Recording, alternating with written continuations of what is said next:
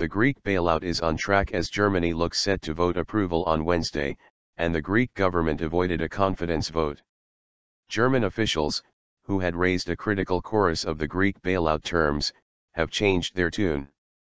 In an interview with ZDF television late on Monday, German Finance Minister Wolfgang Schauble said that there had been important progress in the Greek government's policy for the bailout.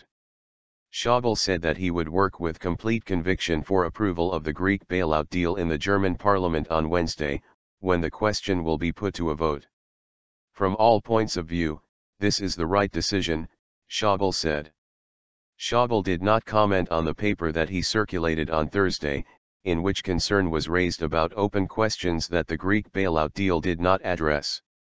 One of these open questions involved the participation of the International Monetary Fund in the bailout. For the German government, such participation is considered absolutely necessary. I am certain that the IMF will participate in the program, Schauble insisted. The IMF has said that a decision will be made on participation in September. Although 60 German lawmakers have already stated their intention to vote against the bailout, the deal is expected to pass thanks to support from the ruling coalition government. Both Schauble and German Chancellor Angela Merkel have warned that Greece must stick strictly to the bailout program if funding for the cash-strapped country is to continue.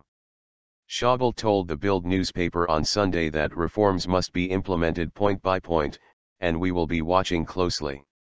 In Greece, the government is moving ahead with bailout implementation, having avoided a confidence vote which could have resulted in early elections.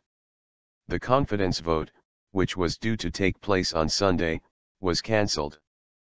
Prime Minister Alexis Tsipras has not set a new date for the vote. Instead, Tsipras is to meet with his economic advisors this week to discuss how the bailout funds will be used, a Greek government spokesman told the press on Monday.